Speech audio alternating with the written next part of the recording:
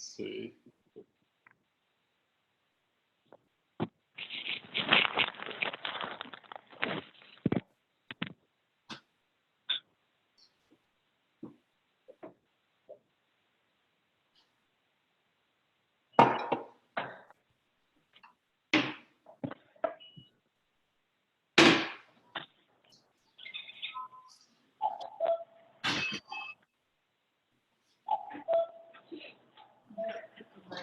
What?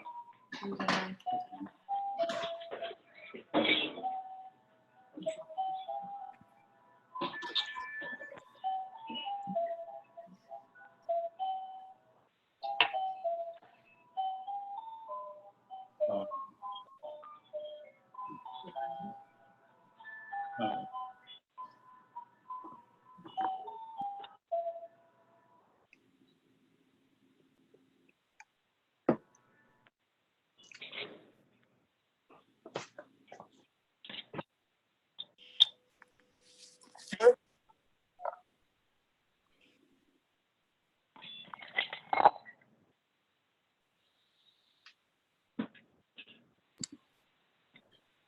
Hey, everybody. Hey, Dan. I don't know how many people are coming on, so we'll give it a minute. Okay. Can you believe that the weather is beautiful? We thought it was going to rain. Debbie, What? Debbie, can you hear me? Yeah, who's this? This is Linda. Hey, Linda. Thank you for joining us. Oh, what is the bowl for? Isn't this goat yoga? Oh, Dan, we forgot this is supposed to be goat yoga. Wait, I thought this was goat yoga. Our Get off, comedian, lady. It's not goat yoga. Get off. our comedian joined. Yay, Linda.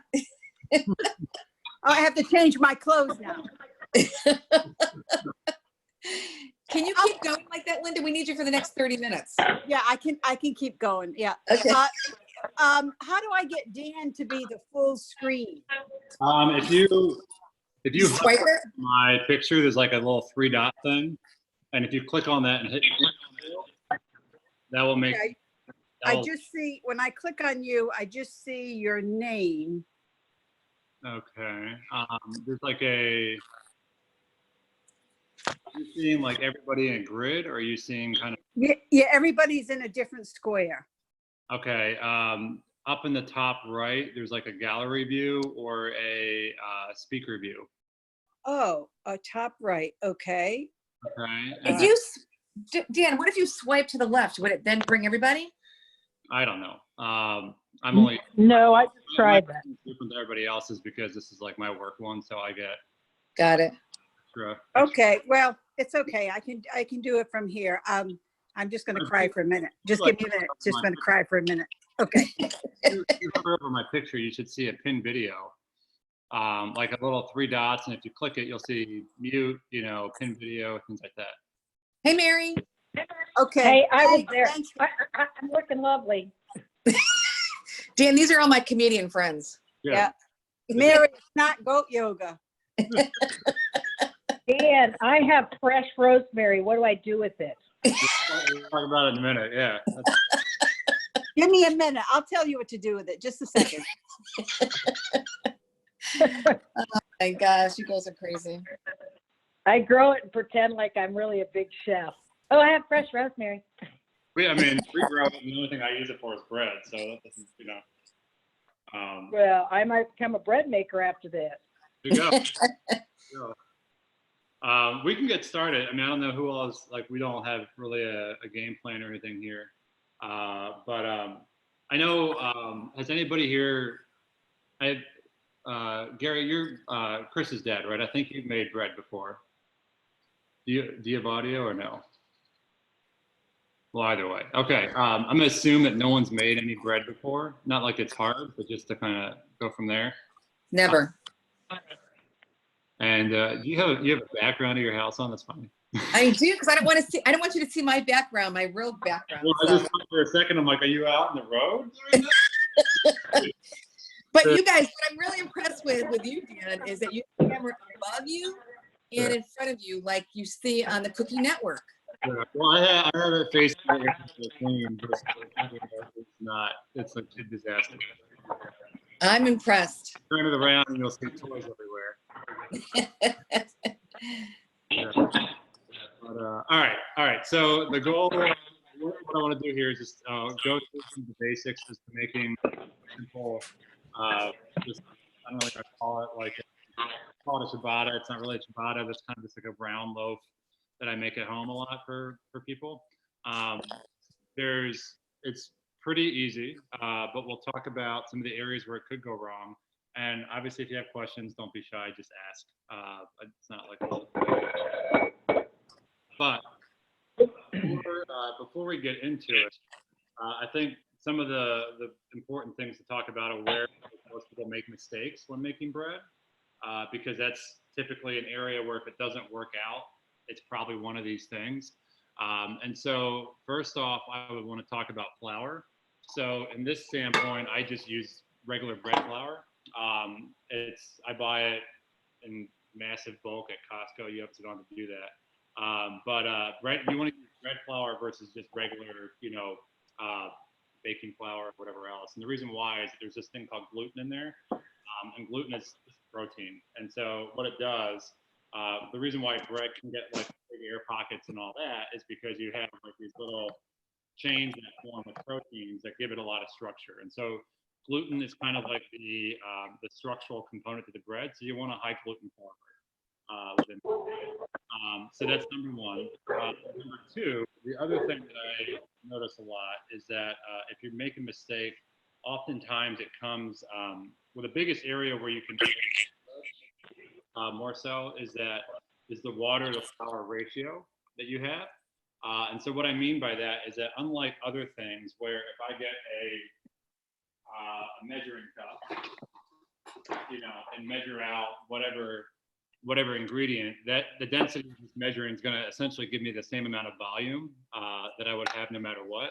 Whereas with flour, if I scoop it out, the density is going to be completely different.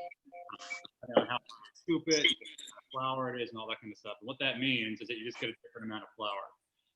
So the way to mitigate that, if you're going to make bread on a more frequent basis, is just buy a kitchen scale. But it's not like they're not super expensive. I think like 10, 15 bucks. And then you measure it, you weigh it versus do it. Now with this one, it's a very quick dough, so it doesn't matter that much. You can get away with it, just being, kind of eyeballing it. But if you're gonna not use a scale, then I would get very good at learning, what bread should feel like. And we'll talk about that. Right. As to like what different nomenclatures mean when the other spot that I see people or like that is an area for big air is in the rise. So every bread has to rise at some point, or they call it, depending on what they call it. And so if you bread, let it right away to start, you can often that rise time can be very variable. Because of how hot it is outside, how humid it is, things like that.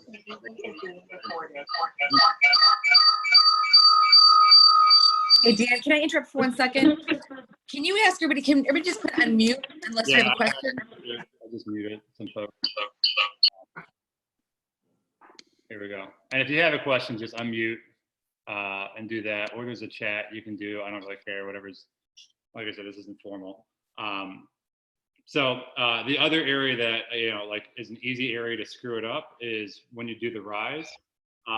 So typically the way that we will, when I make bread, that I get away with like a really easy way to mitigate that kind of variable is to put it in the fridge overnight. And so instead of just making the dough and then letting it rise right away and then baking it, you make the dough, then you put it in the fridge for 24 plus hours. It's really based on convenience at that point. But that will allow it to rise slowly over time. And then you'll still do a rise, but it's a lot more controlled at that point. Whereas if I just make the dough and immediately let it rise, there's just a lot more variables to try and control, and it makes it a lot harder. So that's really, the only other thing typically within there. Outside of that, I guess before we get into it, are there any questions or anything like that before we kind of get into it? Okay. I'm all set. Thank All you. So what we'll do first is we'll make the dough. So I have a scale, so I will use a scale. But we can talk once again about what it should feel like, and you'll see it. And I also have like my phone set up in a vertical, so you can see, you probably already noticed this, but a top-down version as well, as to what I'm doing. So that way, I don't know, maybe that just makes me feel fancy, you know, coming in there. But so I have a mixer. You don't need a mixer for this bread. I mean, you don't need a mixer for any bread. It's just a matter of how much of a workout you want to get. With this bread especially, we're not going to actually knead it. We're going to do what's called a stretch and fold. And so you don't actually need to mix it. Like you don't need a mixer to really do the heavy lifting of the kneading. A mixer is convenient though, just from getting the ingredients together. If you don't have a mixer, that's fine too. We can talk about, you know, easy techniques to do that. But first and foremost is we'll put the mixing bowl on there. Let me get something to scoot this away. And we'll mix the flour out. So for this one, it's 567 grams of flour. This makes a pretty sizable loaf.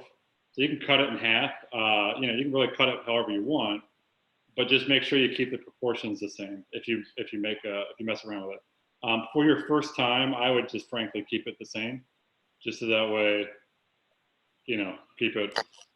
Why mess with variables? So you said 560. How many cups is that? 567. So that is 4.5 cups. Thank you. Yep. So measure that piece out. We'll do all of our dry ingredients. So next thing would be the yeast.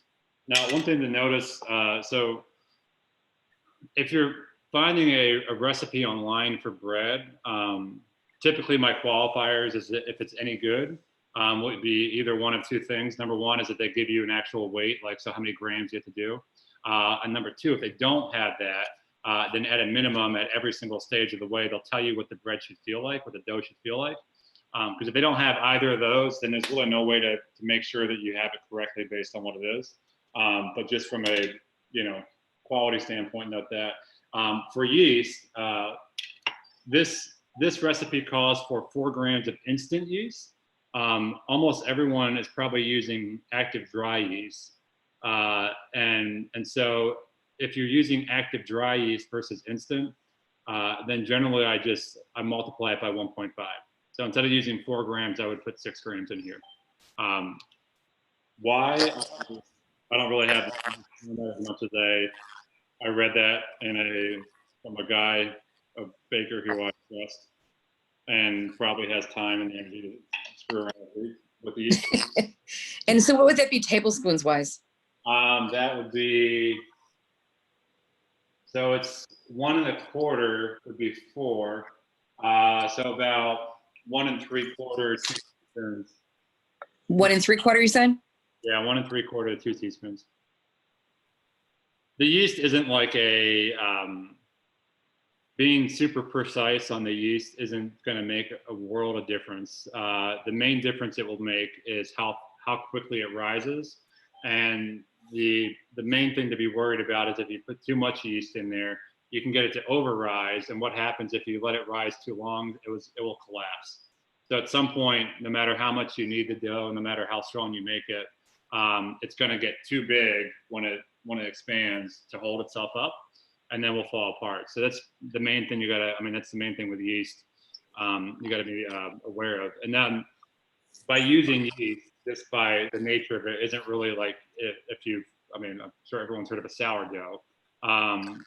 When you use yeast, you're not making a sourdough. So a sourdough, you're actually creating your own yeast by having a sourdough. It's a whole different topic for another day. So anyway. Hey, Dan, one more question. I'm sorry to keep asking you questions, but just for my group especially, with it being 4 cups, you said 1 3/4 tablespoon or teaspoon? Teaspoon. Teaspoon, thank you. Yep, that's a big difference. Exactly. Okay, so back to the amount of flour. Yep. How much? I do have a scale. Okay. 6 grams of flour. Wait, 6 grams of flour? Of yeast. Wait, you said flour or yeast? I'm sorry. I'm sorry, did you already give the amount of flour or are we starting with yeast? I'm gonna put it in the chat.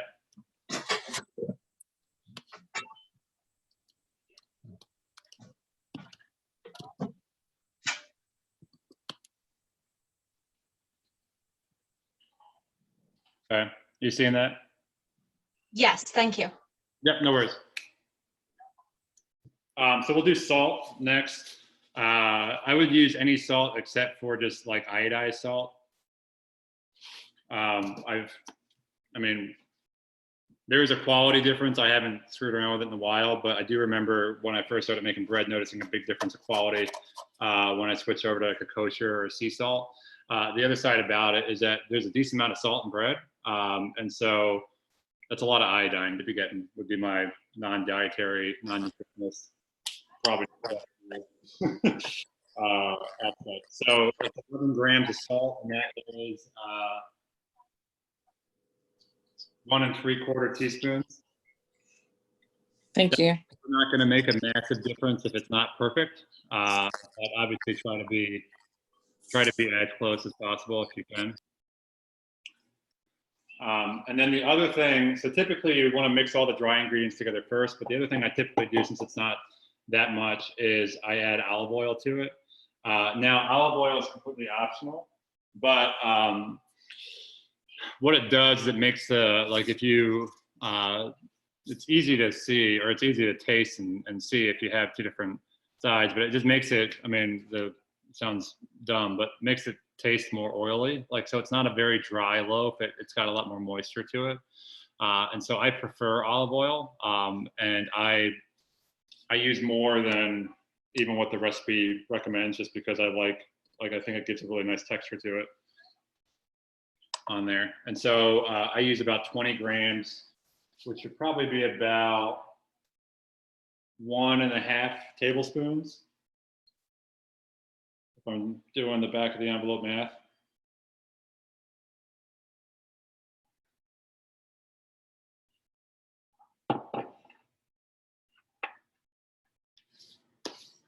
Okay, now let me put that in there.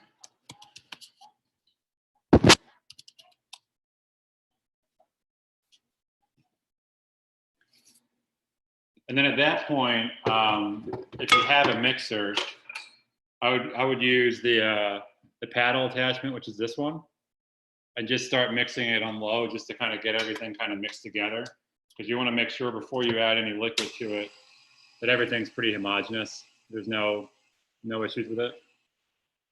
And so let that go for a minute. The next thing we're going to do is measure out the water. This is another area where, since temperature really matters when it comes to making bread, just to make sure that if the recipe doesn't say what temperature water, just to default to room temperature or colder would be my recommendation. Because if you start with a hot water, sometimes they'll actually call for a hot water, especially if you're doing more of like a, well, I won't go into it, but sometimes it will call for a hot water. But if it doesn't specify temperature, use tap or colder, just because it will once again slow down that fermentation process and make it just a little bit less room for air when it comes to that. And so for water, well, I would go cold on this one and do about 2 cups. And that's 454 grams.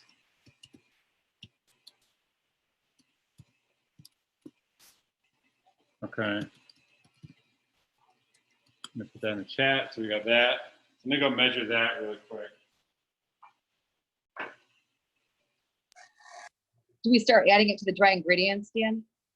Yeah, we will in a second. Just measure. I would give the dry ingredients like a couple, like the 1.5 minutes it takes me to measure out the water, just to mix it in there really well.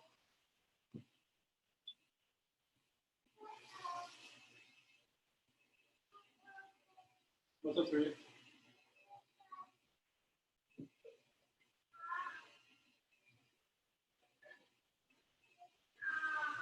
Okay, come here, bring it over.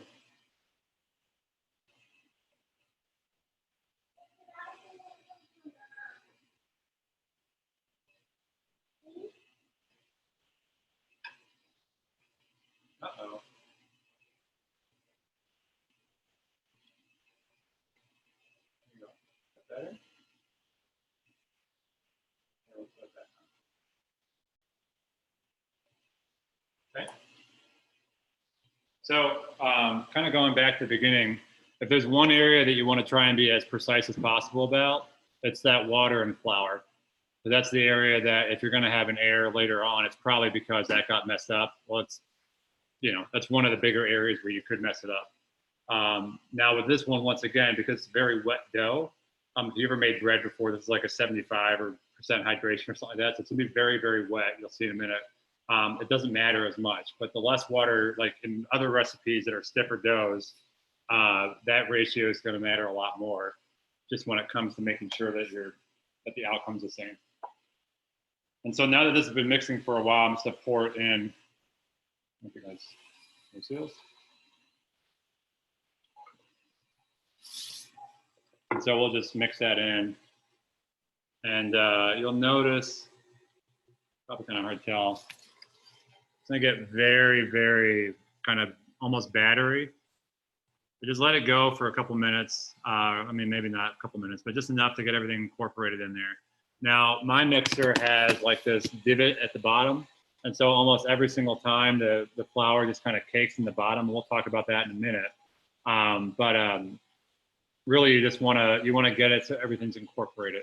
You don't want little pockets of dry flour, because later on, if you make the bread, you'll literally have pockets of dry flour in it, and that's not very tasty for anybody. So once it's all mixed together, I then scrape off all the dough on here.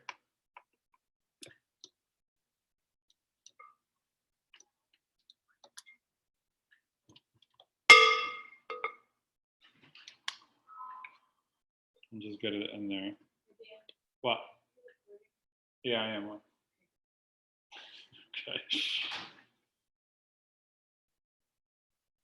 We have all the kids outside, but, well, Amelia's in here. But, you know how that works out. Anyway. All right, so at this point, I'm gonna pull this into here. You guys see, it's still pretty zoomed out. I don't know if there's a way I can do this. Give me a second, I'll figure it out.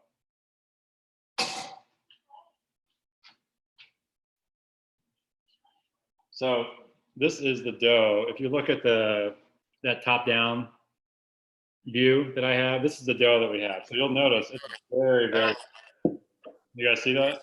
Yeah, it's still wet. Yep, so it's very, very wet. And that's what you Yep. Okay? And so let's talk about kind of standard nomenclature, if you want to call it that, for bread. And I should, what I should have mentioned earlier, I forgot, the rosemary, the sage, or garlic, if you had that, ideally you would have put it in the dry ingredients. I completely forgot because I'm not a very good multitasker. But if you have it, we can do it now, you know, and I'll talk about how to do it in a second. But you'll notice here, so you'll see my hand is obviously very clean, hopefully. I guess that's not always a guarantee, but it's very clean in this instance. And so if I come here and I touch it, what sticky means in bread language is if I touch this and I pull my hand up, you'll notice that the dough is sticking to my fingers. It's like the actual dough is pulling up when I do this, and my hand is now very covered in dough. So that is sticky. The other thing that you'll often see is tacky. And so what tacky means, the best way to describe that would be, think of it like a Post-it note. And so if I touch the dough and I pull it off, I'm not going to have any dough stick to my fingers, but it's going to feel almost like a Post-it note. So you'll see a lot of times in recipes where people describe it as like very sticky. This would be a very sticky dough, slightly sticky, where I would, you know, it still sticks to my fingers, but it's not going to be left this much, you know, tacky, slightly tacky. You'll get a very supple, you know, and that's kind of self-explanatory. If you feel the dough, you know exactly what I'm talking about. Things like that. But just notice that if you find a recipe that doesn't have measurements, or you don't have that scale, ideally they're going to have what they'll be describing at every step what the dough should feel like. Because if they don't, then there's really no quality control to it, because it's going to come out differently for every single person to do it. So just kind of a sideline bread basics. Let me wash my hand real quick, and then we'll keep going.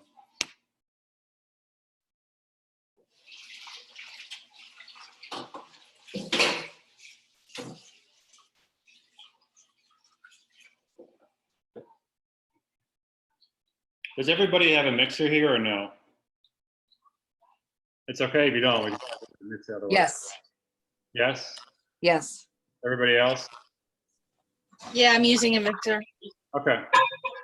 Okay, then we won't get too much into it. The other way you can do it is, here, let me hang this phone back up. Is that top-down view useful at all or no? Is anybody actually looking at that? Yes. Okay. Let me put the phone back up then. Okay. The other way you can do it, and this is a good example too, if I have a situation like this where you can see there's a lot of flour at the bottom, or hopefully you can see there's a lot of flour at the bottom here that didn't get mixed in, but I don't want to do that. You just can use your hands almost like a scissors. So what I mean by that is that very rarely in bread making do you use like your two fingers.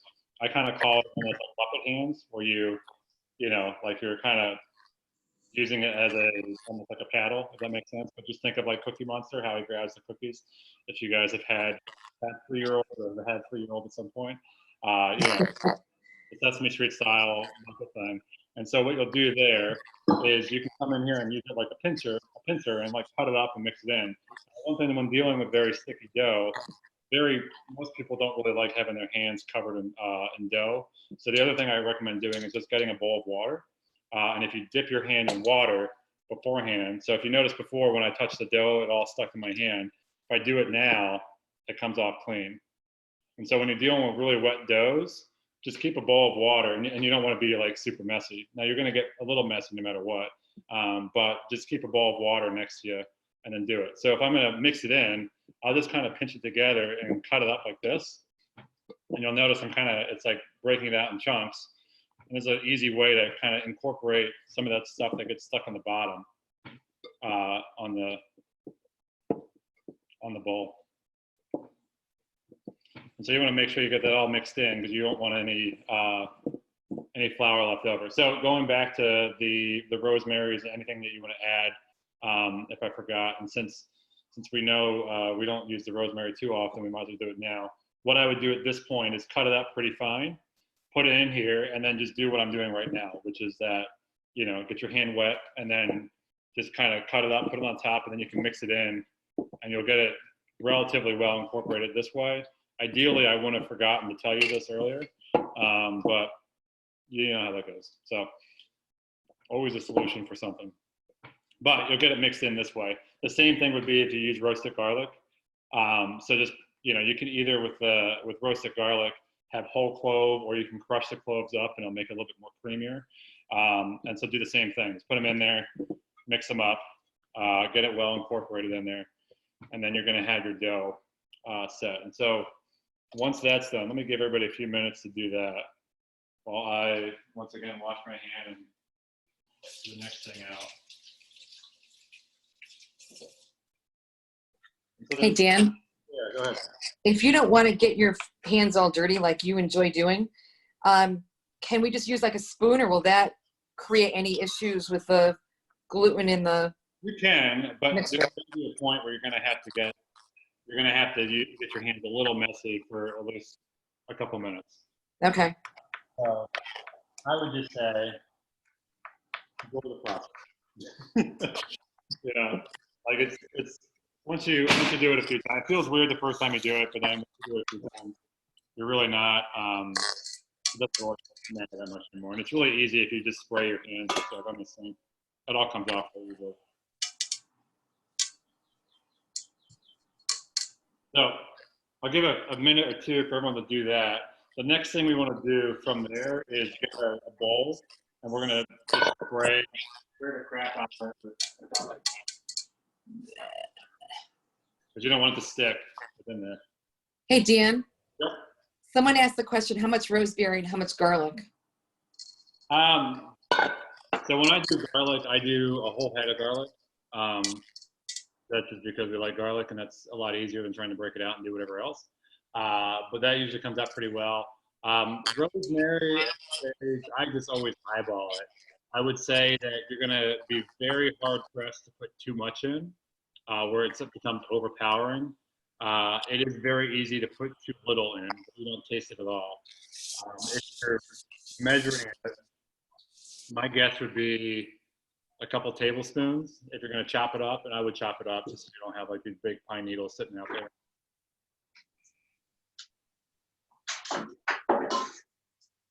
But actually, you know what? I'll do, since we're all kind of doing that. I have some sage and rosemary here. I'll do that. And then mix it in there.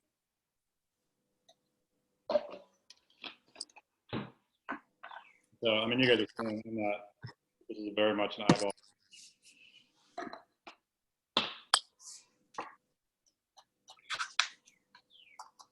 I would chop it relatively fine because, you know, especially the rosemary, that's like just full needles we're going to get. And it kind of feels like eating a pine tree, but it tastes good. I guess that's but if you chop it up, that's fine. All of this stuff is fine. You know, I don't know if that's, you guys can see that, but I'll just dump it in there. And then we'll do that whole little process again.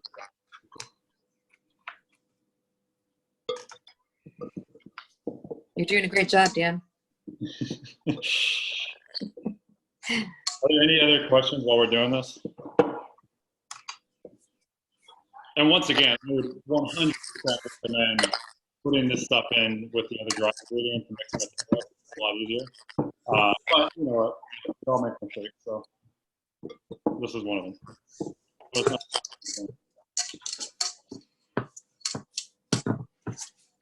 So then you're kind of lifting and folding? Yeah, we will be. That's exactly, yeah. So what's going to happen now? It's a good transition. I sprayed it with cooking spray. I would recommend when it comes to doughs, don't be shy with the spray. Overspray it than the underspray, because the underspray, then it's just gonna be sticking everywhere and it's gonna be a mess. And so I put all the dough in this metal bowl. And so what we're gonna do now is, and so we're gonna do this. I'm not gonna show you one of them. We'll probably do it twice. Ideally, we want to do it 3 times over the course of the next hour. And so what I'm gonna do is literally get my hand under it. And so this is where, once again, if you want to try and minimize how messy you get, this is not very helpful to do, is it? Right there, maybe? We'll put it in my face. And then look down. So I would get your hand very wet. So ideally it doesn't stick very well. Get your hand under it so you can see here I'm lifting the dough up, I'm pulling it up, and I'm folding it over. And you're going to do that several times. Now this actually already has a good amount of tension in it. And what I mean by tension is that when I pick it up, I can actually pick the whole dough ball. I will take it. The reason for that is because of me using that kind of pincer method, cutting it up with my hand and doing that actually gave a little bit of that, you know, the structure to the dough already. Most of the time when you do this on this first bowl, when you pick it up, you're going to get it up a couple inches. It's going to be ripping apart already. So there's like no tension to it, no structure. And so you want to just pick it up and fold it over. You can just slap it down. So how long does it take, Dan, for the way you're describing it to happen? I mean, what if it's not doing it now? It's fine. That's what I would expect. The first time around, you're going to just do this 5 or 10 times. Just go around the bowl. If you think of it kind of like a directional compass, do it all 4 directions. You know, you got it. Now you're going to have to get. I'm not going to do it from my hand. So think of it like a directional compass. Do all 4 directions 2 or 3 times. And so I'm just going to pick it up, touch it over, pick it up, touch it over. And it may very well, it's very common that by the end of this first time, it's still not holding together that well. That's perfectly fine because you're going to do this a couple times. Probably typical, by the way. So like by the end of this, the first time around, I would not be expecting that it feels very structured yet. But what you'll notice does is it's going to start feeling almost spongy when I pick it up. It feels almost like one of those stress balls that you can squeeze. It's going to start feeling more and more like that, where it's almost got this spongy consistency to it. And so Yours looks better than mine, Dan. This is disgusting. yeah, it's all right. I need you over here to help me. Once again, like that's how it would have looked if I didn't spend like the 4 or 5 minutes to pinch it up. Okay. I think yours looks pretty good, Krista. It's looking like it should. So just do that. Like go around. You're not going to overfold it, and you don't want to pull it up too high. So like don't be like pulling up your face and driving. Like I just did. Yeah. I'm not trying to call you out here, David. A couple inches, 6 inches or so. Pull it up, stretch it. You don't want to rip it. You want to get it to the point where it feels like it might rip, and then fold it back over.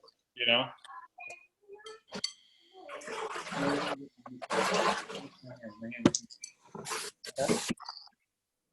So do that a couple times. Get it to be kind of functional. I'm going to watch.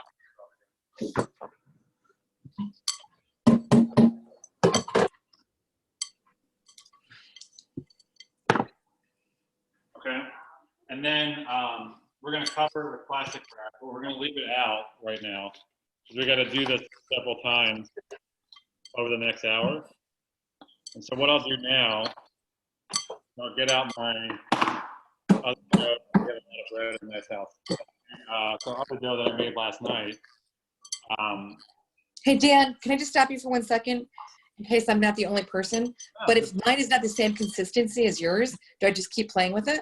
What kind of consistency is yours? All right, so can you see what can you see? We'll pick up the, here. Let me see if I can film the video. I need a camera above me.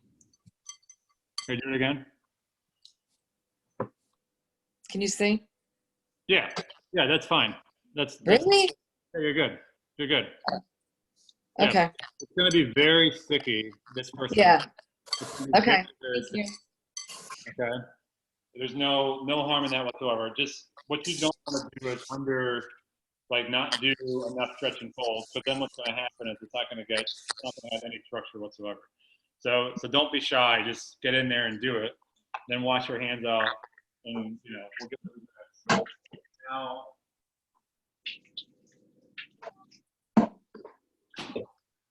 So this is, are there any other questions with anybody else? Don't be shy. No wrong questions or anything. Or no doubt. Probably the way. Okay. How's everyone doing? Oh, they're all probably all on mute, Dan. Yeah, that's all right. I'm doing great. Rosemary and garlic in it. Yep. That sounds like it'll be good. I'm doing great. Can you hear me? Yeah, we can. Good. Okay, great. Okay, because I'm watching because I called 6 different stores and I couldn't find any yeast. Really? Yeah. So everybody's making bread. I mean, I've heard that everybody's making bread because they're home, but I'm watching anyway just to get the tips and all that. And I want you to know that hop on tomorrow at 7 in the morning. I'll be making Jell-O. Hey, Linda. Yeah. You need a neighbor like Dan. I know. I've got crazy amounts of yeast. So honestly, Yeah. And flour. Yeah. But yeast, I buy yeast at Costco. And garlic. Oh wow, at Costco. Oh my God. So well, I probably still have to stick to the dry yeast because I don't make that much bread. So, but if you make a lot, you can buy it more in bulk, I guess. Yeah. So exactly. So that's why. But my point is more so is that I'm not sure where you live, but I'm happy to give you. Because I've got literally a year's worth of yeast. Well, if you want to drive 2 hours, I mean, that's up to you. But thank you anyway. I do buy my Jell-O in bulk at Costco. I've got 3 different sourdoughs, Yeah, you can do sourdoughs too. so I could send them. Ah, yeah. Well, I'm watching anyway, and I'm really enjoying all the tips. Good. All right. So this is my dough I made from before, as in this morning or last night, and as you can see very well. But you'll see it's kind of getting bubbly in here and things like that. And if I pick it up, it's going to be very, like, without even getting my hand wet, it's, you know, only very little sticking to me on here. So this is what happens when you do this. So the goal will be to do that stretch and fold 3 times for the next hour or so. This is not some sort of precise science where I gotta like measure it out and have it timed and whatever else. Just in general, be like, I'm gonna do this. I know I have to do this at least 3 times, ideally in the next hour. I won't want to wait too much longer than that.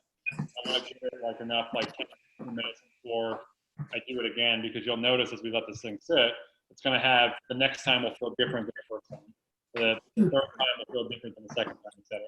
And so what we'll do now is I have the dough from yesterday, so I'll show you how I shape it.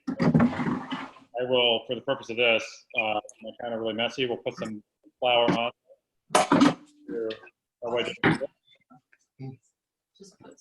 So I have this dough now from yesterday, and what my goal is I'm going to let this rise today. You know, you can wait.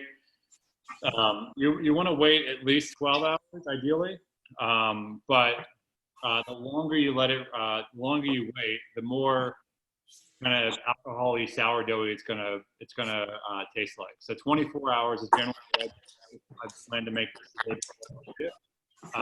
But you know, I've tried up to like 3 or 4 days. Like if you forget it or just get busy, it's still really tasty. It's just gonna take, the longer you let it sit, the more it's gonna taste like a sourdough. It's like just slowly eating the sugars in the bread and getting that kind of acidic, you know, alcohol-y taste within it.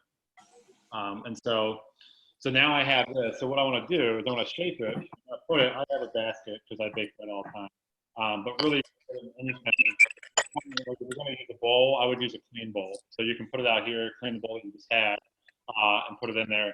But I want to shape it, and I want to give it some tension. That way, when I bake it, it will ideally stay in a nice, you know, a nice shape. Now, these will spread out naturally just because of how wet they are compared to other doughs where the firmer it is, I can like make a shape, leave it there, and it will stay that way for eternity. You know, this, you'll notice, will just like, as it goes out, it's going to slowly spread out, which is why, once again, I have a basket. If you have a basket, just flour the crap out of it. You know, once again, the last thing you want to do is stick. But whatever you're using. So if it's a bowl, I would put flour, or I'd put you know, I'd either flour the dough ball really extensively or spray it once again with cooking spray. But you just want to make sure it's not going to stick on anything. So to shape it, what we're going to do is we're going to pull it and fold it over on itself. So kind of that stretch and fold now, but instead of turning it around, I'm just going to keep folding it over itself. And Dan, we can see your head and shoulders, but we can't see the bowl in your hands. We can't see that. Linda, can you see the bottom left picture from above? there's one No. above. Now I can see. Yeah. Great. Perfect. Yeah. So what I was doing, Can you go back from the beginning? this might well because now it's all flour. You can pick it up, and instead of like what you're doing before, which is kind of stretching it forward, you can do that and fold it over. What's happening now is I'm making a ball. Notice in here, it's getting very bubbly because every single time I do this, I'm capturing air in there. More and more little air pockets. I've gone all the way around almost this nice little bowl or like box almost. Yeah, go ahead.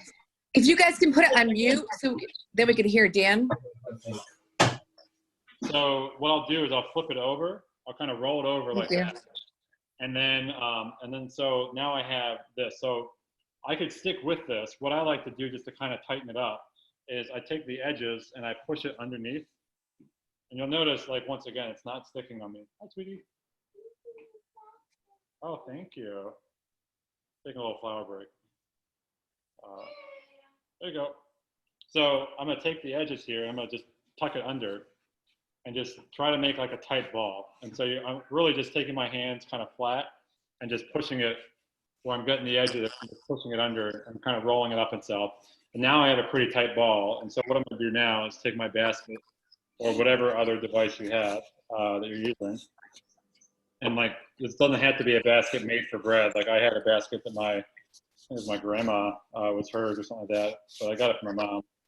I just floured it once again and just used that until my dog ate it. So now I have the official bread basket. So I floured this very well. I'm gonna flour the dough too, because once again, flour is your friend here. What you don't wanna have is you do all this and then it sticks to something, because if it sticks, then all that shaping and everything else that you did is gonna go away. And so I just do that, and I'm gonna put it in here, and then I'll cover this, and then I'm gonna let it rise now. And so for the day of rising, when we're actually gonna bake those, you're gonna let it rise for anywhere between 2 and 3 hours. And now, once again, the precision here doesn't have to be, you don't have to be, super precise. The longer you let it rise, the bigger it will be. However, if you get above 3 hours, then you're getting risky in that it's going to collapse. And when it collapses, essentially what happens is that your dough got so big that it was too big for it to support its own self, and it just kind of fell down and very flat. So you'd rather err on the side of under versus over. Now, with that being said, there's easy ways to kind of counteract it, because I've had plenty of times where, if you guys know me, my memory is not my strong suit, where I take it out, I do all this, I let it rise, I go out and then do something, and I completely forget that I have bread out there, and I come back in right at the 3 hour mark, and my oven's not preheated or anything like that, and I need to do something. And so what you can do then, if you're getting to the point where you're worried that it's going to get overproof, just put it back in the fridge. And that essentially will stop it from rising. And so, we'll also do that. Like if I'll make the dough, I'll prep it up, and then we got to go out there. We got to go out somewhere, and maybe it takes us longer to do whatever we're doing, whatever that may be. When you just get home, just throw it back in the fridge, and then go preheat your oven and do all that. And it doesn't matter to cook it cold; it might actually give it a better crust too if you do that. But it's a nice way to nice little safeguard within there. But when you're going to cook it, what I like to do is I like to use a Dutch oven, which let me show you.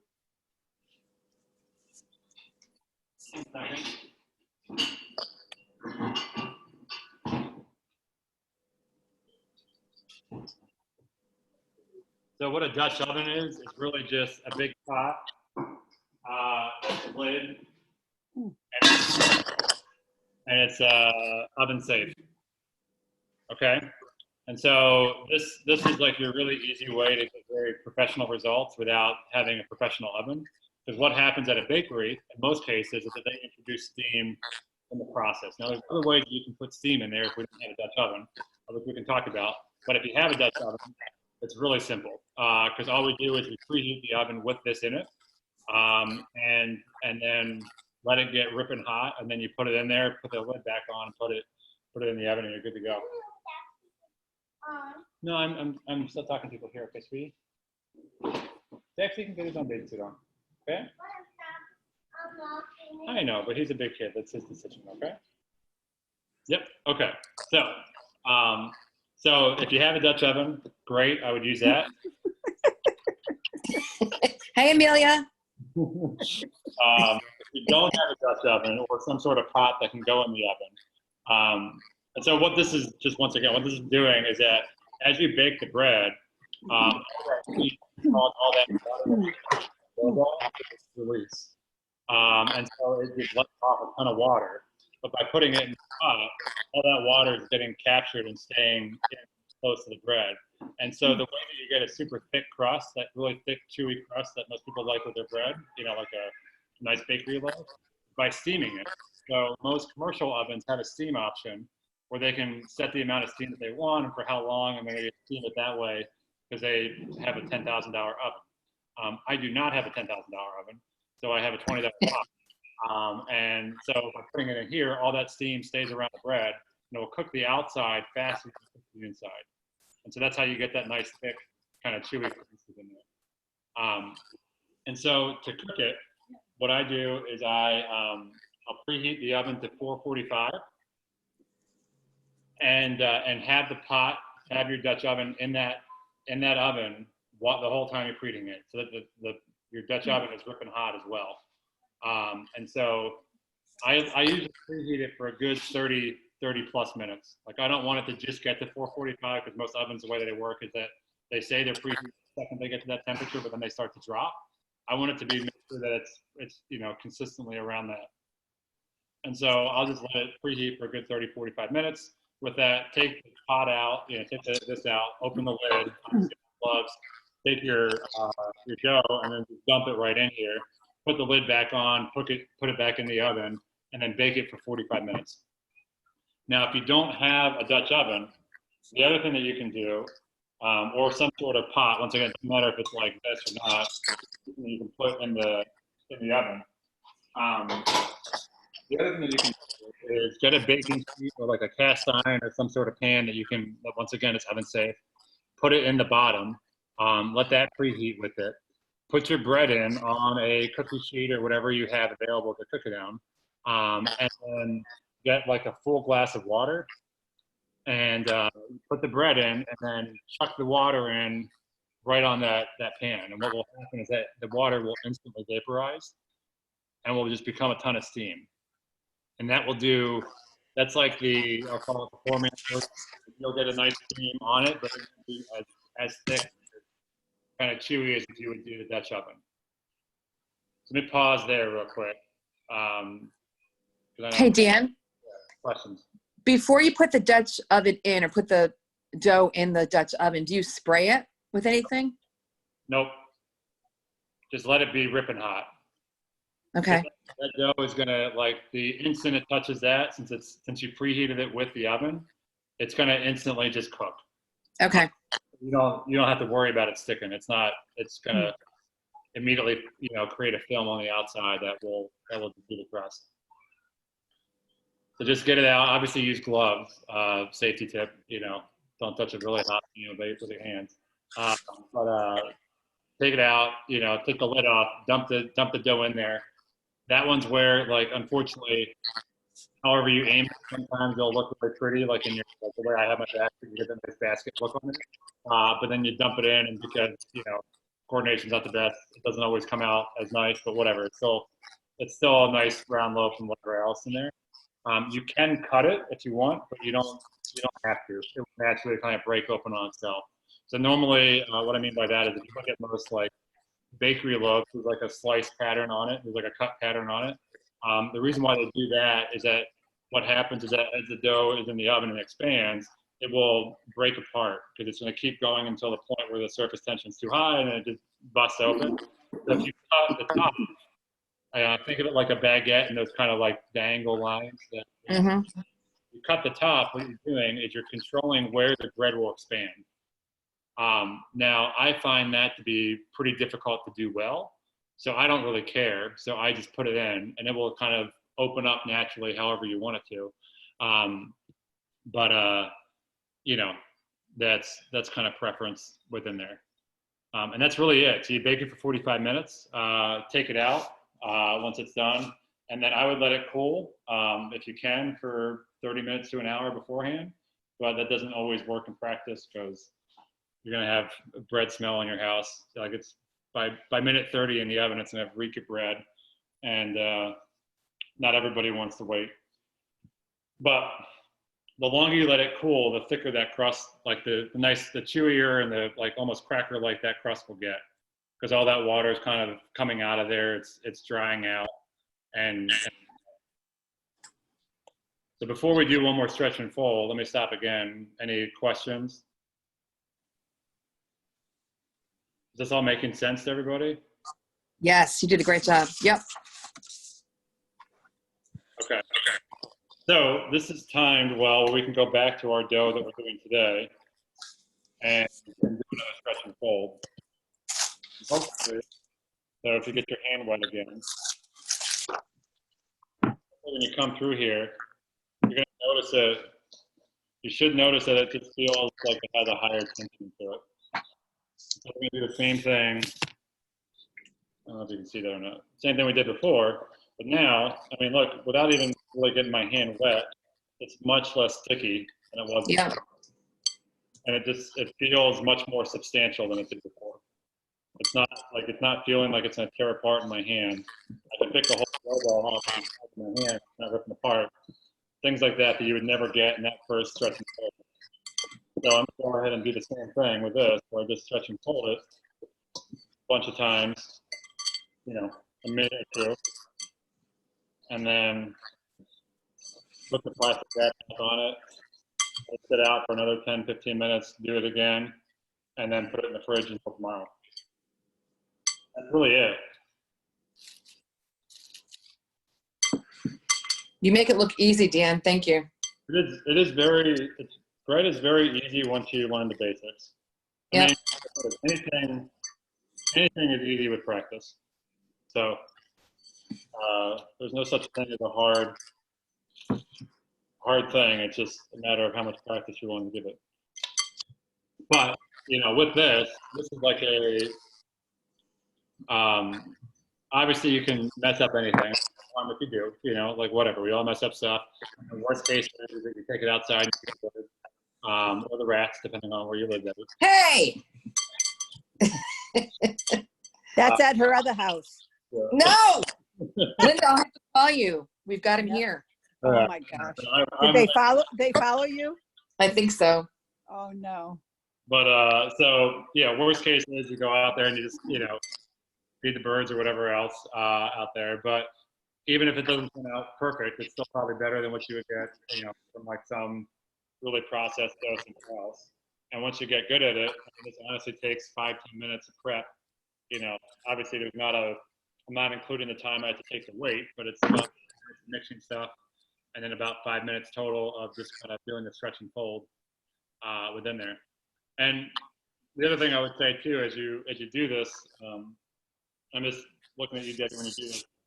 You don't have to get both your hands dirty if you don't want to. I typically just use one hand as my kind of stretch and fold hand. So that way I'm not a total mess when I'm done with this. But yeah, that's really it. So any questions?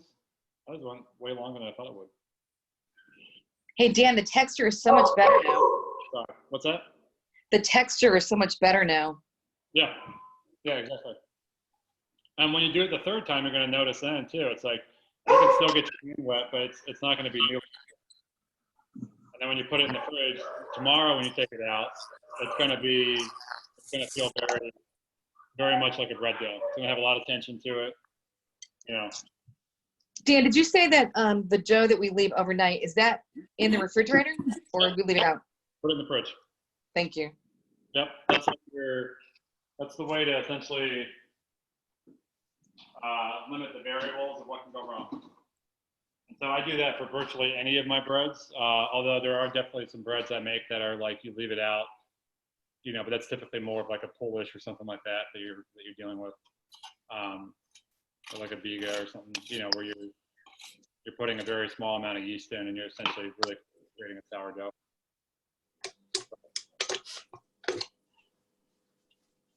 That's it. Any last questions before we hop off?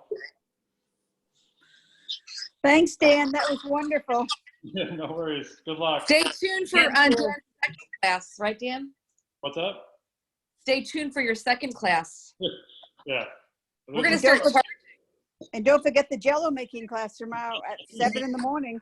in the goat yoga. In the goat yoga. I've been doing goat yoga as I've been watching, actually. Yes. I put it on mute so you wouldn't hear Sissy. Thank you, Linda. You're welcome. So Dan, you're gonna put those instructions in the chat, the finishing instructions? Yeah, I can, I'll put them in the chat and then they should, or I can just send them to you. Okay, thanks. If you could send it to all of us, Dan, that'd be great. Sure. Thank you. Great job. Thank you. Thanks a lot. No worries. Have a great rest of the weekend, everybody. You Okay, too. Bye.